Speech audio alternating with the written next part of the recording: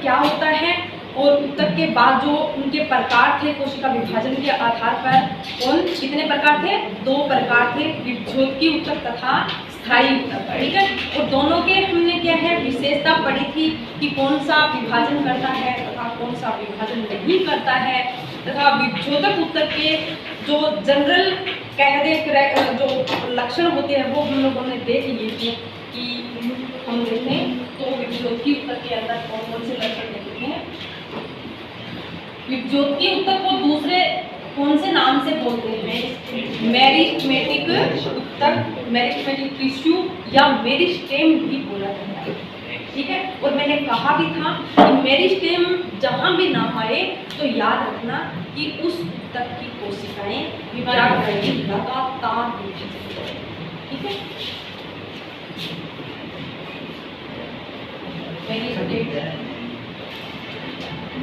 Meristem.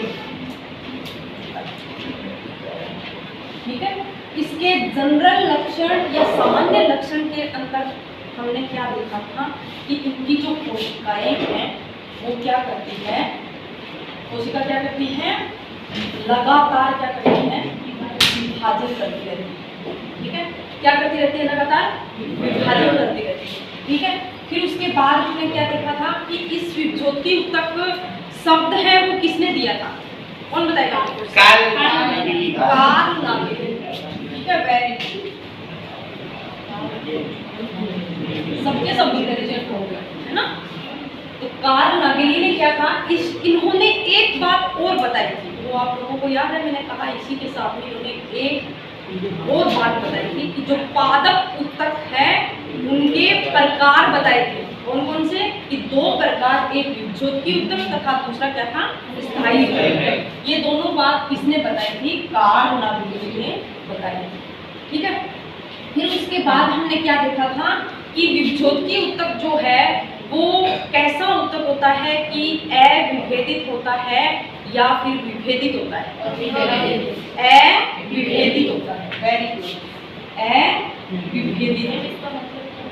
ठीक है, इसका मतलब क्या है अविभेदित का? मैंने पूरा पिछले लेक्चर के अंदर देखना पूरा डिटेल से बताया है और साबित का एग्जाम्पल लेके भी बताए हैं कि विभेदित और अविभेदित। ठीक है, नहीं तो मैं बता दूंगी अविभेदित यानी कि जिसमें हम अंतर नहीं कर सकते। ठीक है, और जिसके अंदर जिन ऊतक के अंदर हम क्या है भेद कर सकते हैं वो क्या होता है? विभेदित ऊतक। जैसे एग्जाम्पल है स्थायी ऊतक, यानी कि स्थायी ऊतक क्या है? उसका एक निश्चित कार्य होता है।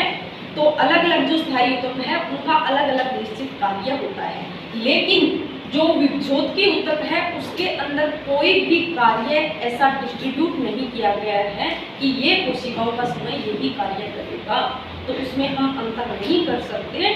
तो उसको क्या है, उस ऊतक को या विभज्योतकी ऊतक या मेरिस्टेम ऊतक को क्या कहेंगे? ये एक अविभेदित ऊतक है या अविभेदित कोशिकाओं का समूह। ठीक है, फिर उसके बाद हमने देखा था कि इसके अंदर जो कोशिकाएं पाई जाती हैं, क्या पाई जाती हैं? कोशिकाएं कैसी होती हैं? छोटी छोटी कोशिकाएं पाई जाती हैं। कैसी पाई जाती हैं? छोटी छोटी कोशिकाएं पाई जाती हैं तथा इसके अंदर क्या है? कोशिका द्रव्य सघन पाया जाता है और क्या है? केंद्रक, बड़ा सा एक केंद्रक पाया जाता है।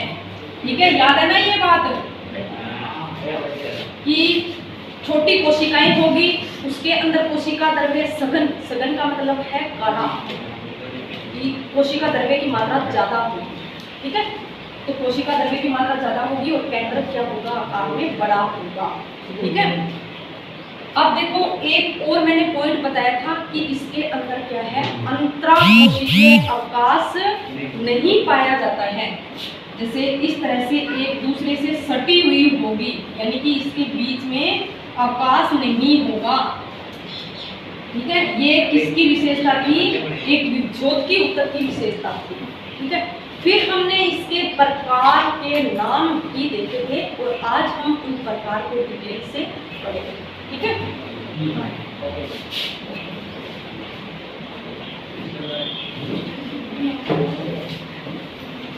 हम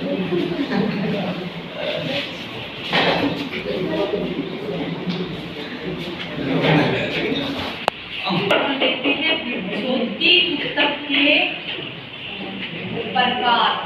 ज्योति ऊतक के प्रकार याद है कल मैंने कितने प्रकार बताए थे? किस आधार पे इनको बांटा गया था? किस आधार पे बांटा गया था? उत्पत्ति के आधार पे। किस आधार पे?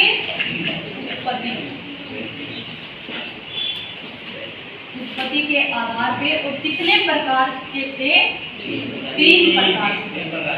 ये टॉपिक बड़ा ही इम्पोर्टेंट है और थोड़ा मुश्किल भी है, लेकिन यदि आपको समझ में आ गया तो सबके सब कंसेप्ट यही इस क्लास के अंदर ही क्लियर हो जाए।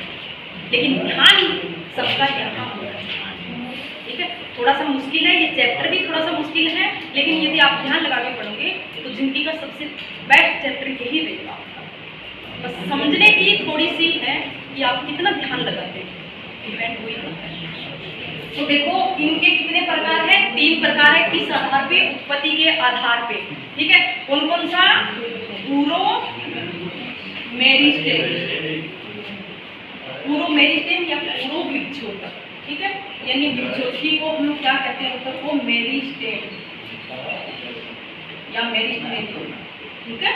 मेरिस्टेम, पूरो मेरिस्टेम। दूसरा क्या था? प्राथमिक मेरिस्टेम। प्राथमिक मेरिस्टेम। फिर द्वितीय मेरिस्टेम।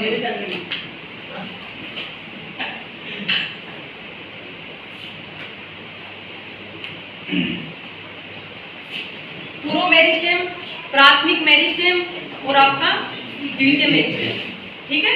ये 3 प्रकार है। किसके आधार पे? उत्पत्ति के आधार पे। किसके? विक्षोभ की उत्तर के। याद हो गए? याद है, यही क्लास में याद हो जाना चाहिए, ठीक है? पूर्व, एक बार और बोलो, विक्षोभ की उत्तर के प्रकार किस आधार पे? उत्पत्ति के आधार पे। पूर्व मेरिस्टेम, प्राथमिक मेरिस्टेम और आपका द्वितीय मेरिस्टेम, ठीक है? चलो अब हम पढ़ते हैं ये कहाँ होते हैं पादप के अंदर तथा किस प्रकार से इसका उत्पन्न होता है या उत्पत्ति, ठीक है? देखो पूर्व मेरिस्टेम कहाँ, जैसे मैंने आपको बताया था, ये क्या था? भ्रूण, बीजांड, बीजांड के अंदर क्या था? भ्रूण था, ठीक है? इस तरह से ये क्या था? एक बीजांड, और बीजांड के अंदर ये कौन सी कोशिका थी? ये भ्रूण की कोशिका थी। जब एक बीज का निर्माण हुआ होता है, ठीक है? माना ये बीज, ठीक है, बीजांड से बीज का निर्माण हो गया है, तो इस बीज के अंदर, इस बीज के अंदर क्या है? जब हम एक बीज को क्या है बोते हैं, जमीन के अंदर बोते हैं, तो मैंने बताया था कि इसके अंदर क्या होता है? कुछ कोशिकाओं का समूह क्या होता है? प्रांकुर कहलाता है, जो किसका निर्माण करता है? पर्णरोगय का। कुछ कोशिकाओं का समूह क्या कहलाता है? मूलांकुर। ध्यान से समझना, ठीक है? मूलांकुर और प्रांकुर भ्रूण के अंदर पाए जाते हैं, ठीक है? तो देखो ये किसी निश्चित कोशिका से बने हैं, यानी कि ये प्रांकुर का क्या कार्य है? ऊपर जाकर तना बनाना, और मूलांकुर का क्या कार्य है? किसका निर्माण करना? मूल का निर्माण करना। तो देखो इससे पहले यहाँ क्या थी? इसके अंदर इससे पहले क्या थे? इस तरह से मैं भ्रूण का ही डायग्राम बना रही हूँ। इस तरह से यहाँ क्या थे? कोशिका थी, यानी कि सबसे पहले क्या बना था? यहाँ युग्मनज बना था। याद है कि पराग कण से 2 पराग नलिका निकली थी, और जिसके अंदर 2 केंद्र थे, नर केंद्र थे। एक केंद्र किसके साथ संलयन किया था? अंडाणु के साथ संलयन किया था, और फिर क्या बनाया था? युग्मनज बनाया था। क्या बनाया था? युग्मनज। और यही युग्मनज क्या है? बार बार विभाजन करके क्या बनाई थी? कई सारी कोशिकाओं का निर्माण किया था, ठीक है? जैसे मैंने ये यहाँ दिखा दिया कि यहाँ कई सारी कोशिकाओं का निर्माण किससे हो गया? इस युग्मनज से हो गया। याद रखना, ठीक है? अब देखो ये यहाँ विभाजन कर रही है, विभाजनशील है, ठीक है? क्या ये विभेदित कोशिकाएं हैं? नहीं।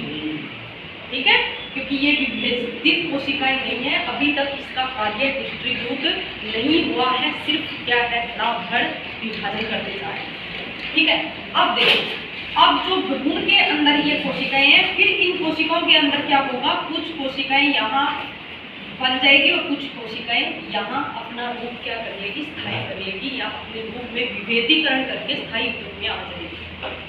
ठीक है, जिससे ये क्या बन गया, प्रांकुर, और नीचे की तरफ क्या बन गया, मूलांकुर बन गया।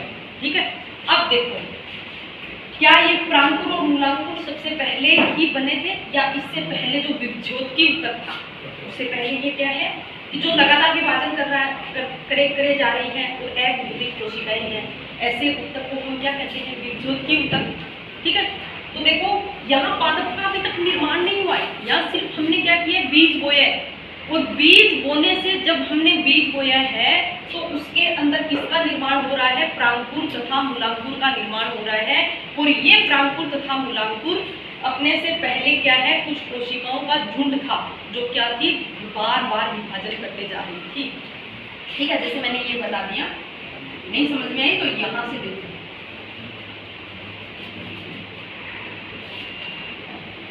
ठीक है, जैसे ये मैंने एक कोशिका ली, युग्मनज था, इस युग्मनज ने विभाजन करके, ये तो समझ में आ गया, इस युग्मनज ने कई बार विभाजन किया और इस तरह से कोशिकाओं का एक झुंड बना लिया। आगे बात समझ में, ठीक है। अब इन कोशिकाओं के अंदर क्या होगा, ये कोशिकाएं लगातार और विभाजन करती जाएगी, और जैसे ये क्या है, जैसे मैंने बोल दिया, ये 3 कोशिकाएं और ये 3 या 6 कोशिकाएं, ये 3 कोशिकाएं एक कार्य करने लगी और ये 6 कोशिकाएं एक कार्य करने लगी, या फिर ऐसे नहीं तो मैं आधा आधा ही बांट देती हूँ। देखो, ऊपर की 4 कोशिकाएं और नीचे की 4 कोशिकाएं, ये एक कार्य करने लगी और ये एक अपना निश्चित कार्य करने लगी। आगे बात समझ में, ठीक है। विभाजन करने के बाद ये इतनी थी और ये अपने रूप में स्थायी हो गई और ये एक कार्य करने लग गई, ठीक है। और ये कोशिका भी 4 का समूह एक कार्य करने लग गया, ठीक है। यानी अपने अंदर क्या कर लिया, विभेदीकरण कर लिया। आगे बात समझ में, विभेदीकरण यानी कि अपना अपना कार्य बांट लिया, ठीक है। फिर उसके बाद ये आगे की क्या है, आगे की कोशिकाएं विभज्योतकी ऊतक की कोशिकाएं, और ये भी आगे क्या करती जाएगी, क्या करती जाएगी, विभाजन करती जाएगी। यदि ये पूरा का पूरा ही बंट जाए, यानी ये पूरा का पूरा ही अपना कार्य कर ले, ये स्थायी ऊतक में बदल जाए, तो फिर विभाजन कौन करेगा, फिर पादप की वृद्धि कैसे होगी, एक पौधा कैसे उत्पन्न होगा, कैसे बनेगा। इसीलिए उसकी कुछ कोशिकाएं यानी विभज्योतकी ऊतक की कुछ कोशिकाएं तो क्या कर लेती हैं, विभेदीकरण करके स्थायी ऊतक में बदल जाती हैं, और कुछ कोशिकाएं क्या है, आगे विभज्योतकी ऊतक में रहती है, जो बार बार क्या करती रहती हैं, विभाजन करती रहती है, ठीक है। अब देखो, इस कोशिकाओं से मैंने इस तरह से बना लिया, ठीक है। जैसे ये 4 कोशिकाओं ने ये बना लिया और इन 4 कोशिकाओं ने ये बना लिया। इसको हमने क्या नाम दिया, प्रांकुर, और इनको हमने क्या नाम दिया, मूलांकुर, ठीक है। अब देखो, अब पूरी की पूरी कोशिकाएं चयन नहीं हुई है, बाकी कितनी बची है, 4 ऊपर और 4 नीचे बची है, ठीक है। 6 ऊपर और 6 नीचे बची है, ठीक है। तो ये 6 कोशिकाएं क्या है, ये इसके साइड में रहेगी और ये क्या करेगी, आगे विभाजन करेगी और लगातार यहाँ विभाजन करती जाएगी, जिससे यहाँ से मूल निकलेगा और यहाँ से क्या निकलेगा, तना निकलेगा। यही कोशिकाएं जो बची हुई कोशिकाएं थी, जो विभाजन करके इन्होंने क्या बनाया, क्या बनाया, आगे प्रांकुर की कोशिकाएं ने क्या बनाया, तना, और मूलांकुर की कोशिकाओं ने क्या बना ली, मूल। समझ में आया।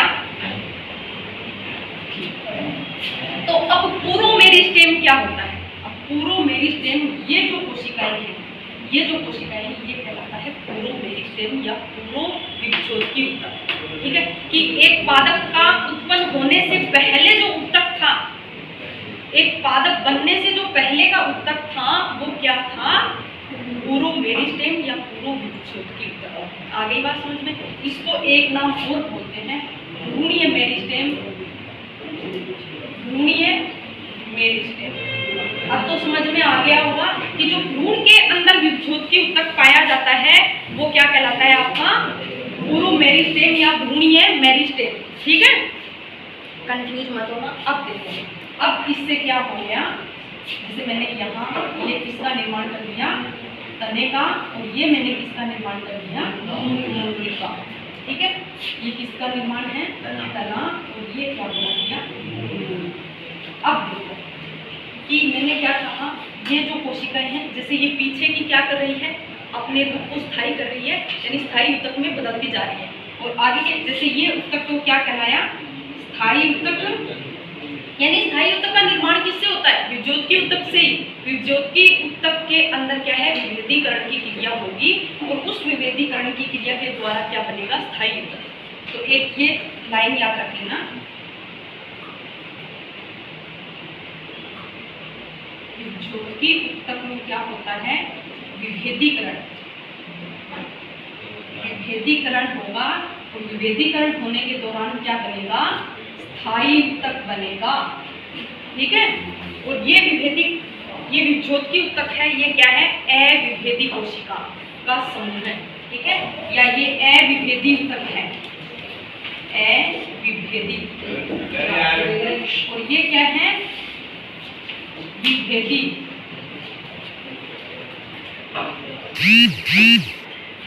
आई बात समझ में। अब देखो, अब जो ये क्या बना दिया, यहाँ से स्थायी ऊतक बन गया, आगे का क्या है, विभज्योतकी ऊतक है। ठीक है, अब देखो यहाँ क्या बन गया, ये क्या बन रहा है, स्थायी ऊतक बन रहा है। और यहाँ जो इसकी जो कोशिकाएं हैं, शीर्ष के अंदर ये क्या है, मेरिस्टेम, मेरिस्टेम यानी विभज्योतकी ऊतक है, और ये क्या बना रही है, स्थायी ऊतक।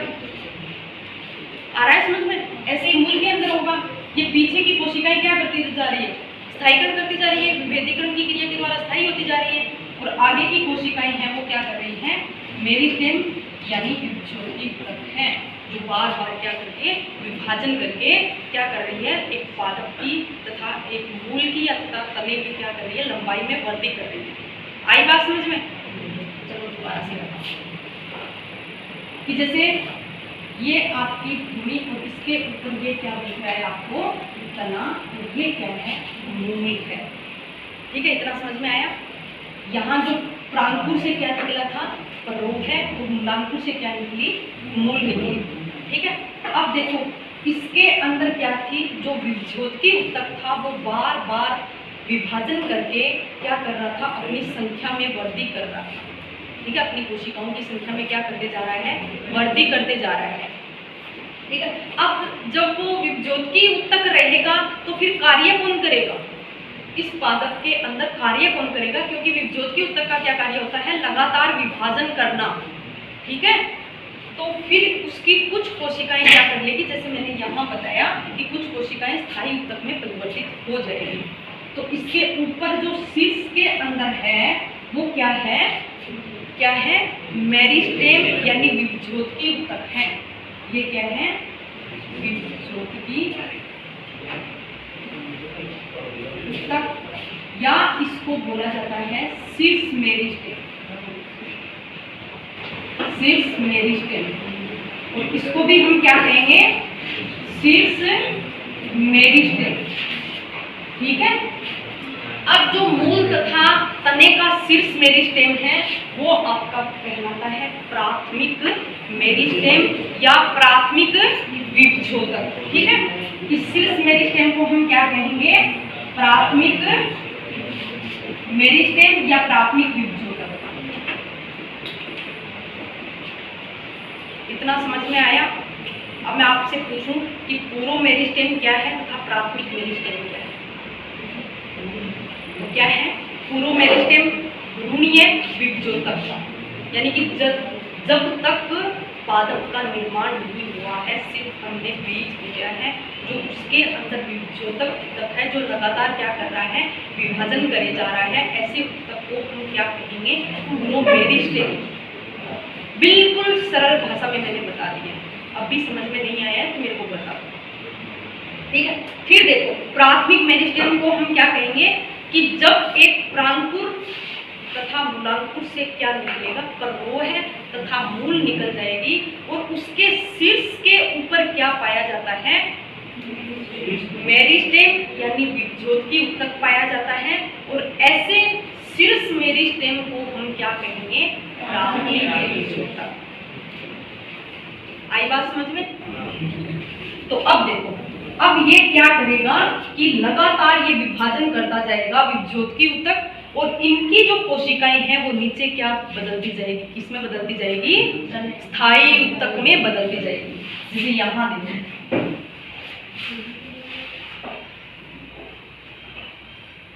जैसे ये मैं यहाँ से बता देती हूँ, यहाँ तक पहले यहाँ क्या था, विभज्योत की उत्तक था जो लगातार वृद्धि करते जा रहा था। और यहाँ सबसे पहले यहाँ था, और यहाँ से फिर ये कोशिकाएं किसमें बदलती गई, स्थायी उत्तक में बदलती गई। और ऊपर क्या हो गया, विभज्योत की उत्तक क्या हो गया, ऊपर चलता गया, और नीचे क्या है, स्थायी उत्तक में बदलती गई। अब ऐसे मत पूछना कि ये कोशिका आई कहाँ से, क्योंकि ये विभज्योत की उत्तक क्या कर रहा है, लगातार विभाजन करता जा रहा है, यानी अपनी कोशिकाओं में क्या कर रहा है, वृद्धि कर रहा है। जैसे ये एक कोशिका है, किसकी, विभज्योत की उत्तक की, ठीक है, इसमें क्या हो गया, विभाजन हो गया, दो बन गई। ऐसे ही ये दोनों में एक में, जैसे ये दो बनी, इसमें ये एक लेते हैं, ये एक कोशिका है, इसमें फिर से विभाजन हुआ, ये दो बना ली। फिर दूसरी कोशिका, उसने फिर से विभाजन किया, और ये क्या है, दो कोशिकाएं बना ली। यानी सबसे पहले एक कोशिका थी, अब इसके बाद कितनी कोशिकाएं होगी, 4 कोशिकाएं हो गई। तो क्या ये बढ़ेगा नहीं, ये एरिया बढ़ेगा नहीं, एरिया बढ़ेगा, एरिया बढ़ेगा तो ये ऊपर से तना भी क्या होगा, बढ़ेगा, और नीचे मुगल भी क्या होगी, बढ़ेगी। तो इस तरह से यहाँ क्या आ गया, सिरस्थ मेरिस्टेम आ गया। और ये देखो, अब ये ध्यान से समझना, ये क्या, यहाँ क्या है, यहाँ आपका स्थायी उत्तक है, ये क्या बनाती जा रही हैं, जैसे ये स्थायी उत्तक, स्थायी उत्तक। और ये क्या है, विभज्योतक, विभज्योतक उत्तक, ठीक है, इतनी बात समझ में आ गई।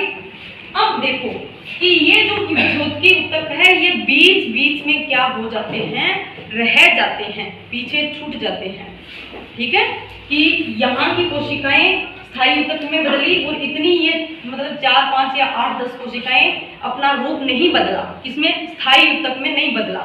और इसके ऊपर की जो कोशिकाएं थी वो बदल गई स्थायी उत्तक में। अब ये कहाँ रह गया, बीच के अंदर रह गया, ठीक है। अब इनका नाम याद रखना, इनको बोला जाता है अंतर्वेशी उत्तक, अंतर्वेशी विभज्योतक या अंतर्वेशी उत्तक, विभज्योतक। ये क्या है, अंतर्वेशी विभज्योतक। आगे बात समझ में? तो अब इसको हम क्या कहेंगे, विभज्योतक उत्तक, ये अंतर्वेशी विभज्योतक या सिरस्थ मेरिस्टेम, ये सभी क्या है, प्राथमिक मेरिस्टेम है।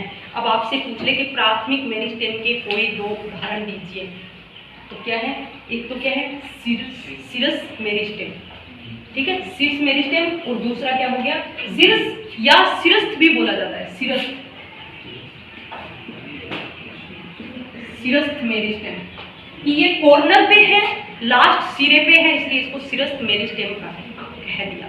अंतर्वेशी यानी अंदर धसा हुआ है, इसलिए इसका नाम दे दिया अंतर्वेशी विभज्योतक, ठीक है। अंतर्वेशी विभज्योतक किसका उदाहरण है, प्राथमिक मेरिस्टेम या प्राथमिक विभज्योतक का। इतनी बात समझ में आई, ठीक है। अब देखो कि अब क्या है, इसी जो अंतर्वेशी विभज्योतक है, यही इन्हीं से क्या निकलेगी, इनकी कोशिकाएं क्या करेगी, लगातार विभाजन करेगी, विभाजन करेगी तो ये ऊपर तो जा नहीं सकती, क्योंकि ऊपर क्या स्थायी उत्तक है। ये क्या करेगी, साइड में निकलेगी, और इनको बोला जाता है कफस्थ कलिका। क्या कहते हैं, कफस्थ कलिका। आई बात समझ में? इस कफस्थ कलिका से क्या निकलेगी, एक पर्ण का निर्माण होगा, ठीक है। जैसे मैं यहाँ बताती हूँ,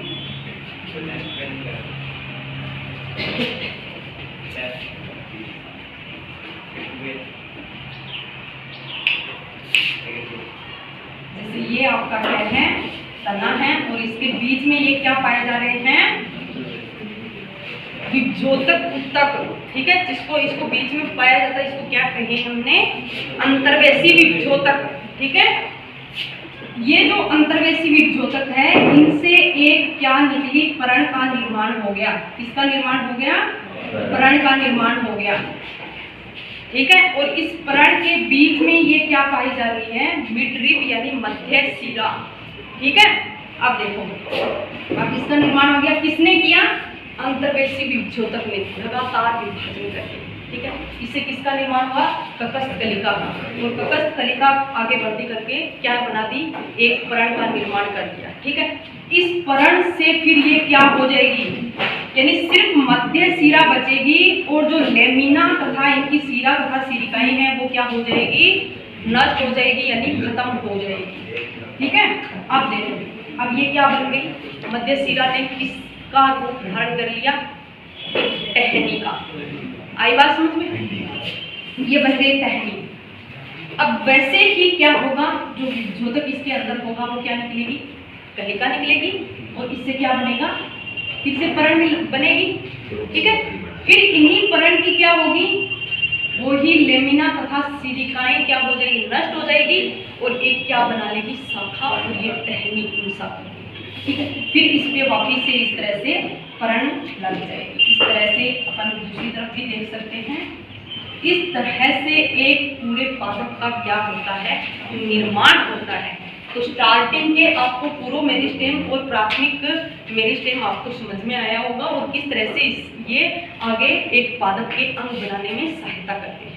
ठीक है, अब हम देखेंगे द्वितीयक मेरिस्टेम क्या है। ठीक है,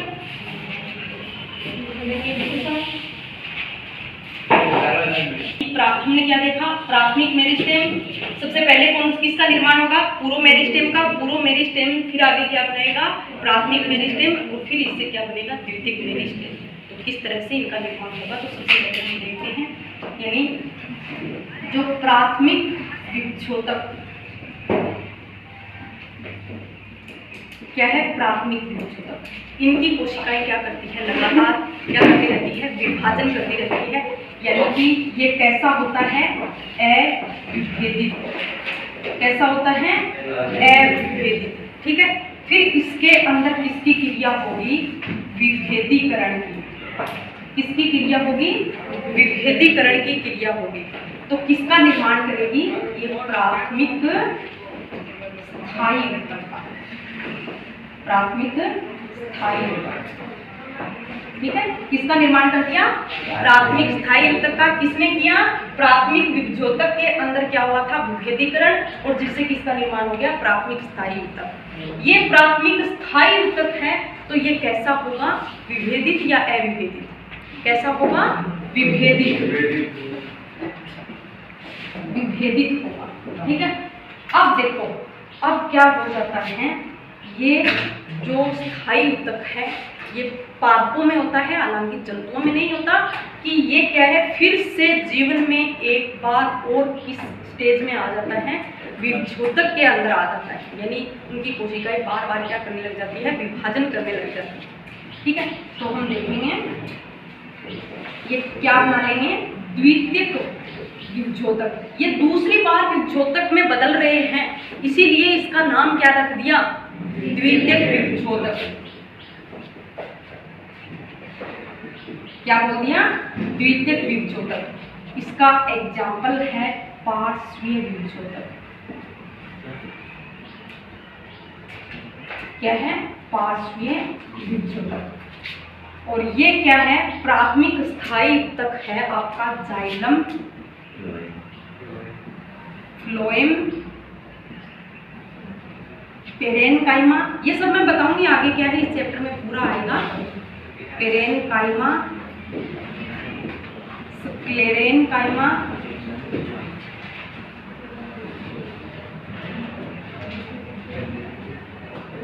कोलेनकाइमा। ठीक है, ये भी ऊतक है, ये सब बताऊंगी। यानी कि ये क्या है? सबसे पहले जो प्राथमिक विभजोतक था, ठीक है, वही प्राथमिक विभजोतक उनके अंदर क्या हो गया? कार्य का डिस्ट्रीब्यूट हो गया, उनकी कोशिकाएं स्थायी ऊतक में आ गई। तो ऐसा कौन सा है? जाइलम है, फ्लोएम है। यानी कि हमने क्या पढ़ा था? इस तरह से ये कोशिकाओं का क्या था? गुच्छ था। और किसने बनाया था?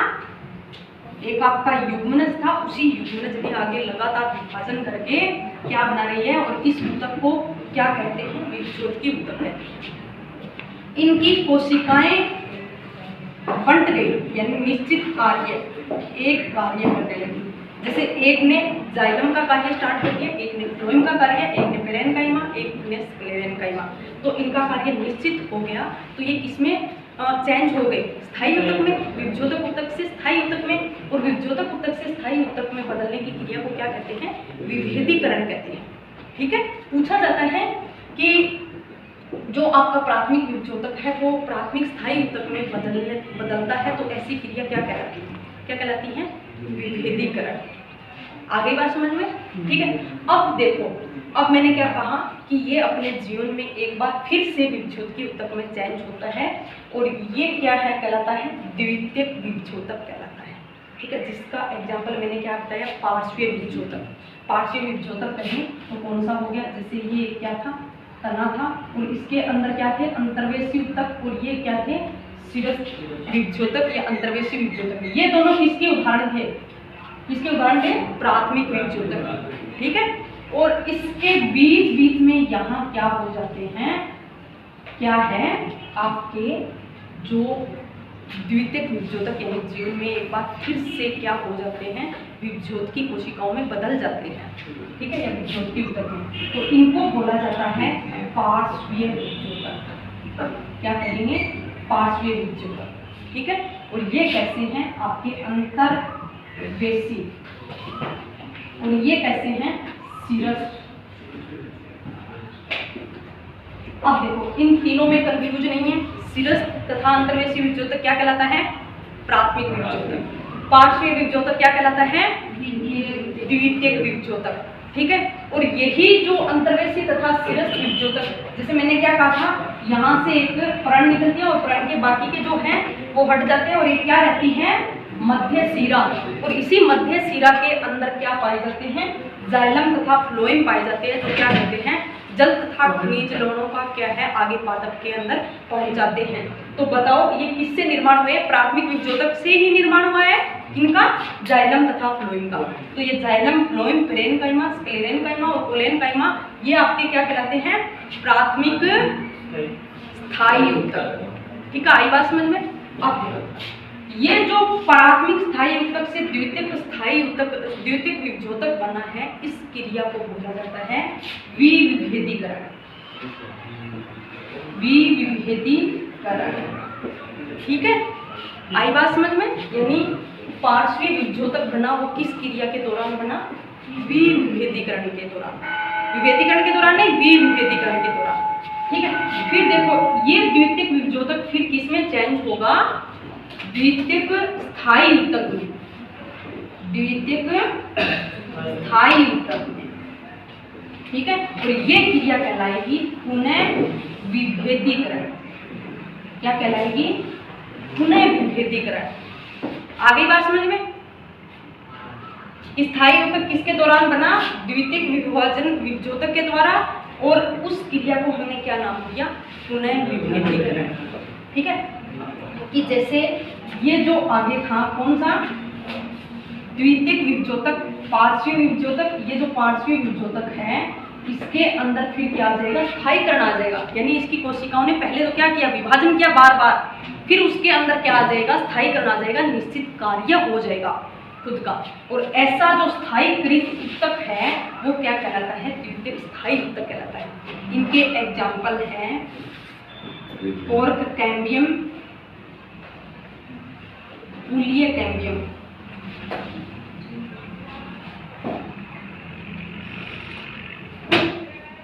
ठीक है, ये आगे मैं बताऊंगी, इस चैप्टर के अंदर आएगा, लेकिन आपको एग्जाम्पल याद रखना है। आगे बात समझ में? ऐसे नहीं तो आप एक पादप के अंदर देखो कौन सा प्राथमिक विभज्योतक है, कौन सा द्वितीयक विभज्योतक तथा कौन सा स्थायी है। तो सबसे पहले देखो शिरस क्या है, प्राथमिक। उनका तो प्राक मेरिस्टेम, पूर्व मेरिस्टेम या प्राक मेरिस्टेम भी बोलते हैं, कि पूर्व मेरिस्टेम तो आप छोड़ दो, वो तो एक भ्रूण के अंदर होगा, पादप के अंदर होगा ही नहीं। ठीक है, यानी कि जो जब निर्माण होगा पादप, उससे पहले जो कोशिकाएं थी उन्होंने विभज्योत विभाजन के द्वारा परांकुर तथा मूलांकुर का निर्माण किया, ऐसे विभ्योतक को क्या नाम दे दिया गया? पूर्व मेरिस्टेम। ठीक है, हमको देखना है प्राथमिक मेरिस्टेम और द्वितीयक मेरिस्टेम, यानी प्राथमिक विभ्योतक और द्वितीयक विभ्योतक। प्राथमिक जो सबसे पहले विभ्योतक कौन? सिरस्थ तथा आपका अंतर्वेशी, जो बीच में छूट गया, लेकिन बना तो वही है ना, सिरस्थ सबसे पहला, ये बीच में छूटा ही है, बीच में छूट गया, और जो सिरस्थ, ये दोनों एग्जाम्पल किसके हैं? प्राथमिक विभ्योतक के। ठीक है, अब देखो पार्श्वीय, यानी ये बाद में बना है, ये पादप के जीवन में बाद में बना है, बाद में उत्पन्न हुआ है, कि बाद में इनकी कोशिकाएं क्या लगातार विभाजन करने लगी, ऐसे पार्श्वीय विभ्योतक को हमने क्या कह दिया? द्वितीयक विभ्योतक। आगे बात समझ में? अब देखो, अब यहाँ से याद रखना, अंतर्वेशी से क्या निकला? परण, और उस परण के अंदर क्या है? मध्य शिरा है। ठीक है, उस मध्य शिरा से किसका निर्माण हुआ? उस मध्य शिरा के अंदर क्या पाए जाते हैं? जाइलम तथा फ्लोएम। और ये कब बने? स्थायीकरण करने के, क्योंकि हम नाम ले रहे हैं जाइलम तथा फ्लोएम, तो इसका मतलब हमको पता है इनका कार्य क्या है। जाइलम का कार्य क्या होता है? जल को पादप तक पहुंचाना, पादप के सभी भागों तक। ठीक है, और फ्लोएम का क्या कार्य होता है? खनिज लवणों को पादप के सभी भागों तक पहुंचाना। यानी इसका मतलब ये कैसे उत्तक है? स्थायी उत्तक। क्यों पता है? क्योंकि इसका कार्य निश्चित है, और कार्य निश्चित होता है वो कैसे होते हैं? विभेदित उत्तक होते हैं, और विभेदित उत्तक हमको पता है विभ्योतक नहीं हो सकता, वो कैसा है? स्थायी उत्तक। आगे बात समझ में? तो अब देखो, xylem, phloem, parenchyma, sclerenchyma, collenchyma, ये सब क्या हो गए?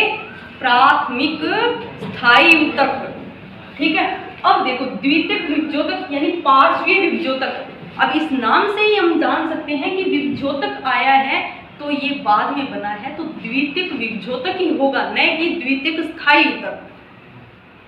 ठीक है, और जब बाद में ये स्थायीकरण कर लेता है तो ये बनाता है कोर्क कैम्बियम, पूलिय कैम्बियम, ये हम पढ़ेंगे, ये द्वितीयक वृद्धि में सहायक होते हैं। ठीक है, यदि अभी भी समझ में नहीं आया तो मैं आपको एग्जांपल देके बताती हूँ कि जैसे सबसे पहले क्या है, आप 9th 10th 8th class pass करके आते हैं। ठीक है, माना आप 10th क्लास में थे, यानी अभी नहीं, पीछे 10th क्लास में थे, कहोगे कि मैडम दोबारा से हमको 10th में करना, नहीं, जैसे आप पिछले साल क्या थे? 10th क्लास में थे, तो आपके पास क्या क्या सब्जेक्ट थे? मैथ, इंग्लिश, और क्या थी? Science, social science. इस तरह से तो अभी आपके पीछे जो दोस्त है वो अभी मैथ के अंदर है, उनके पास भी थी। ठीक है, आई बात समझ में? यानी इसके अंदर क्या विभेदीकरण था कि ये बच्चा ये पढ़ेगा, मैथ पढ़ेगा, और ये बच्चा बायो पढ़ेगा या साइंस पढ़ेगा? नहीं था ना, सबको सभी विषय पढ़ने। यानी ये कैसा था? अविभेदीकृत या अविभेदित। आगे समझ में? यानी विभेद नहीं किया हुआ था। जब आप 11वीं क्लास में, किसी ने बायो ली, किसी ने मैथ ली, क्या हो गया? विभेदीकरण। क्या हो गया? विभेदीकरण हो गया। यानी कि किसी को बायो अच्छी लगी तो किसी को मैथ अच्छी लगी, जो मन आया, जो चाहा, मन चाहा वो ले लिया, यानी विभेदीकरण हो गया। अब उसको हम पहचान सकते हैं कि ये बायो का स्टूडेंट है और ये मैथ्स का स्टूडेंट है। ठीक है, पहचान सकते हैं ना? क्या हो गया? विभेदीकरण, यानी विभेदित कोशिका हो गई। ऐसे स्टूडेंट को क्या कह दिया? विभेदी। ठीक है, फिर उसके बाद देखो सभी बच्चों ने 11th के अंदर क्या है, 11th साइंस के अंदर सभी बच्चों ने क्या किया? नीट की तैयारी की। क्या की? नीट। और इसमें से कुछ बच्चों का नीट के अंदर सिलेक्शन हो गया। ठीक है, अब इसमें सिलेक्शन हो जाता है तो MBBS करनी पड़ती है। ठीक है, डॉक्टर की ये डिग्री होती है, MBBS करनी पड़ती है, यानी नीट हो जाती है। ये 5.5 साल की होती है। ठीक है, तो इसके अंदर सभी फिर से क्या हो जाते हैं? अविभेदित हो जाते हैं, क्योंकि इस MBBS से आगे जाकर जो डॉक्टर बनेंगे वो कोई आँख का होगा, कोई कान का होगा, कोई दांत का होगा और कोई हार्ट का होगा। ठीक है, तो लेकिन यहाँ सभी क्या पढ़ रहे हैं? MBBS के अंदर एक ही सब्जेक्ट पढ़ रहे हैं। ठीक है, यहाँ सभी एक साथ हैं, तो ये फिर से क्या हुआ? अविभेदित। मतलब जिंदगी में एक बार अविभेदित आ गया ना, पहले क्या था अविभेदित, फिर क्या हो गया था विभेदित, और फिर से एक बार क्या हो गया अविभेदित, और फिर बाद में क्या है, जैसे कोई आंख का डॉक्टर बन गया, कोई कान का, कोई दांत का, कोई हार्ट का, ये क्या हो गया विभेदित। अब देखो, अब ये खेल समझ में आया। अब इस खेल को अपन जोड़ते हैं अपनी पढ़ाई से। जैसे ये अविभेदित क्या है, प्राथमिक विभेदित, फिर उसके बाद क्या हो गया विभेदीकरण के बाद क्या बन गई विभेदित, तो क्या हो गया प्राथमिक स्थायी ऊतक, क्या बन गया प्राथमिक स्थायी ऊतक। फिर से इन्होंने क्या करना पड़ा, एमबीबीएस करना पड़ा, यानी एक साथ सभी फिर से आ गए, फिर से क्या हो गए अविभेदित हो गई। नहीं पता नहीं चलता कि कौन आंख का डॉक्टर बनेगा, कौन नाक का, कौन हार्ट का बनेगा, ठीक है। तो यहाँ अविभेदित यानी दूसरी बार जिंदगी में आए हैं, तो इसको क्या नाम दिया द्वितीयक विभेदोतक, ठीक है। और फिर वापस से ये स्थायी में बदलेंगे, यानी अपना अपना परमानेंट काम हो जाएगा किसी का।